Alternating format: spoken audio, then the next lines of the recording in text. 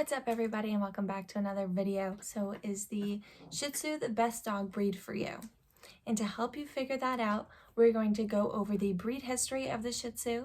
We are going to talk about any genetic health conditions that they have, their exercise training, and then the grooming requirements of a Shih Tzu. So the Shih Tzu was recognized by AKC in 1969, and they get 9 to 10.5 inches tall and 9 to 16 pounds. And their life expectancy is between 10 and 18 years.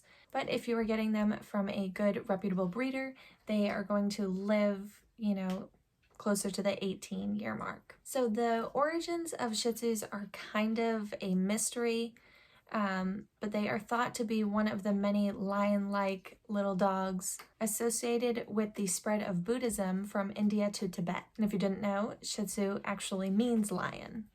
So, little fun fact.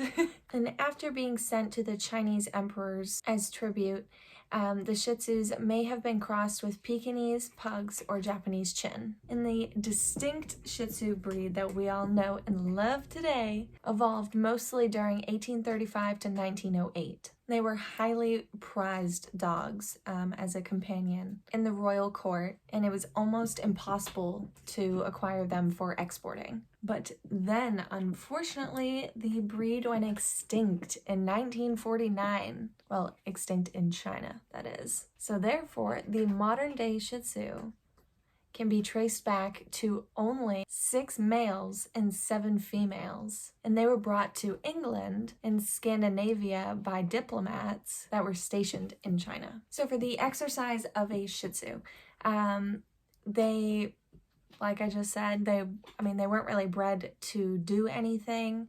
So it's not like you've got a ratter or a hound dog or some kind of dog that is a high maintenance dog that was bred to, do whatever in the field or any sort of hunting or anything. They were just a companion dog. But that's not to say that they don't need exercise, because every dog and every breed needs exercise. There's just a scale on whether they need, a moderate, low, or a high amount of exercise. No dog needs no exercise, so don't get that idea. They, would be fine with just like a nice walk every day. That's fine. A lot of people, you can hike with them, do whatever, but they're not going to be a dog that's going to need a 2 or 3 mile run every single day. I'm sure they would enjoy it, but that's not necessary for a Shih Tzu. And because they are a brachycephalic breed, that short little nose, so they do, need some water and some extra attention. Make sure they don't get too hot.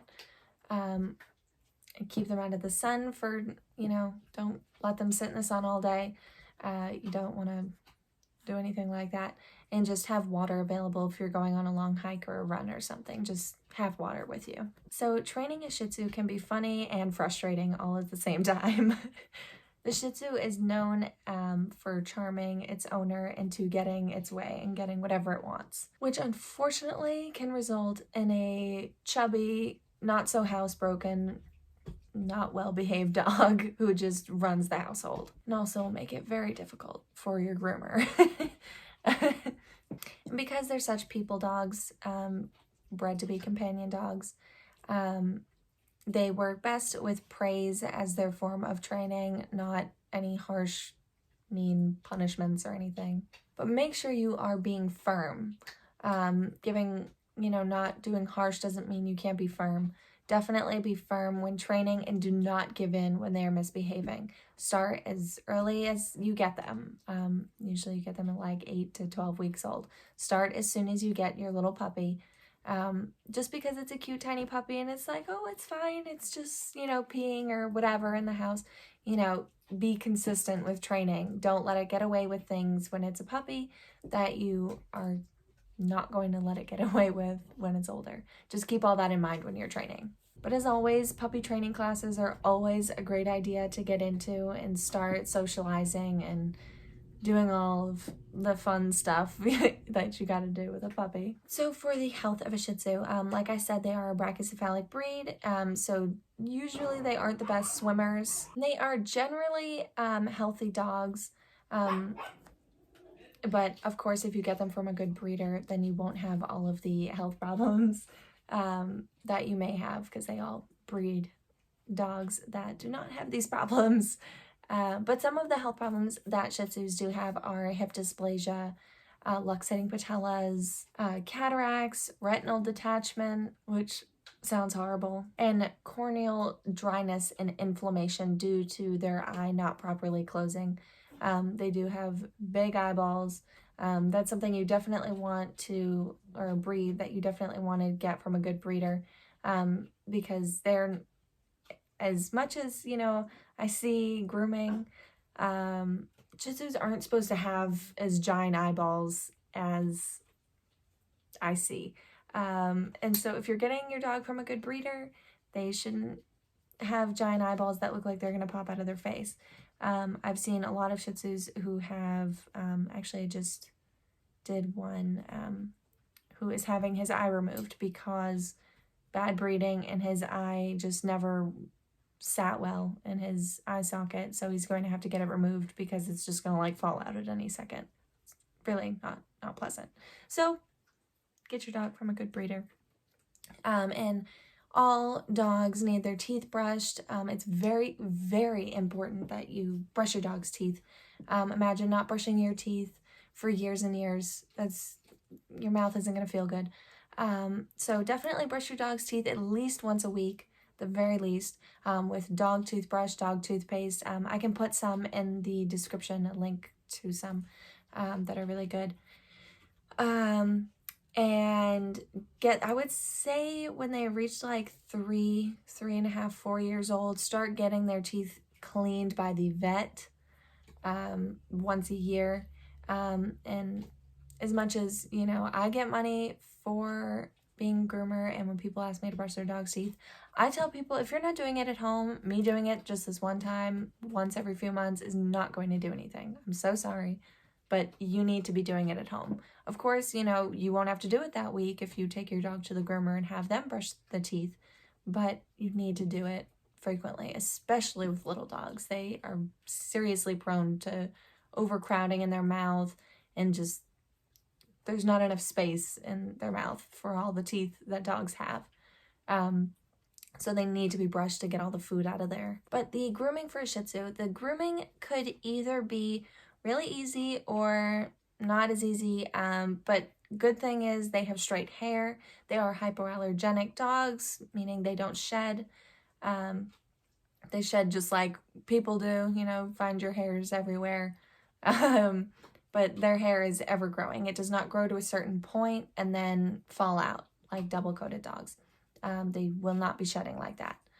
So that's a plus for sure. But, you know, you can either keep their hair fairly short or keep it long. I will put a photo somewhere of a dog, a Shih Tzu I do, who he doesn't get like a haircut. He has his top knot up, and I just trim his feet and stuff. He's kept very long. But he gets groomed every 2 weeks to keep up with the matting, because he apparently bites her at home when she tries to brush him. So he comes to me for me to brush him and give him his blowout and everything, put his top knot back up. So if you are keeping them long, they should go to the groomer every 2 weeks. Shih Tzus are definitely a breed that if you don't want to have a full haircut frequently, definitely get them in at least just to have under their eyes trimmed. Because they have bigger eyes, not bulging, but bigger eyes, and the squish face and everything. You don't want hair getting up in their eyes and creating some kind of eye infection. So just keep up with that. Keep the hair out of your dog's eyes. That will help you in the long run, I promise. But I never recommend shaving a dog, personally, unless I have to due to matting, but I don't like doing it. When you shave your dog, that is leaving your dog's skin open to all outside elements.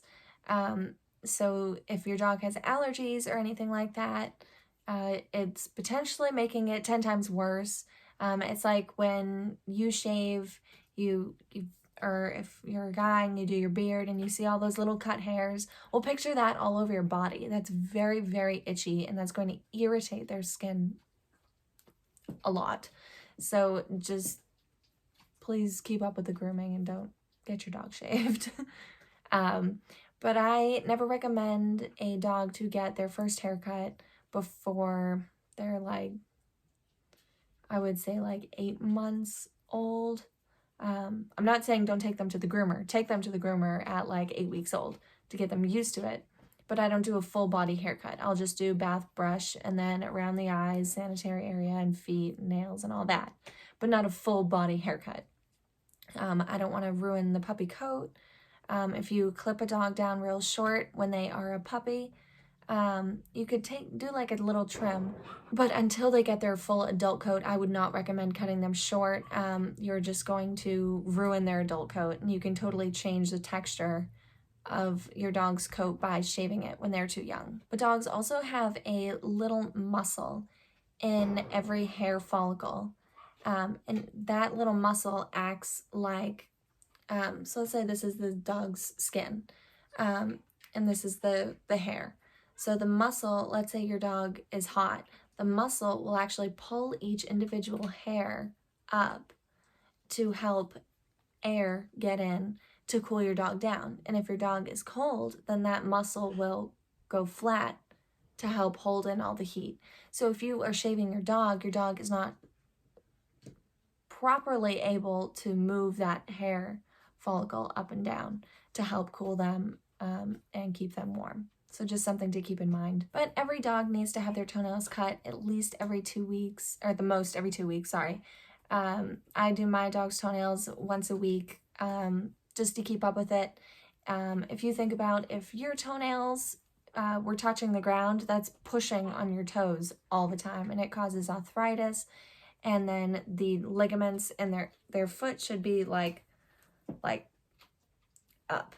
And so if you've got toenails, that's making all of their ligaments, everything goes flat, and then creating all sorts of problems in their shoulders and hips and everything from changing their posture to help with their toenail issue. So just keep your dog's toenails cut. And all of the information in my videos besides the grooming is all from the AKC book, which tells all of the dog breeds and everything about them.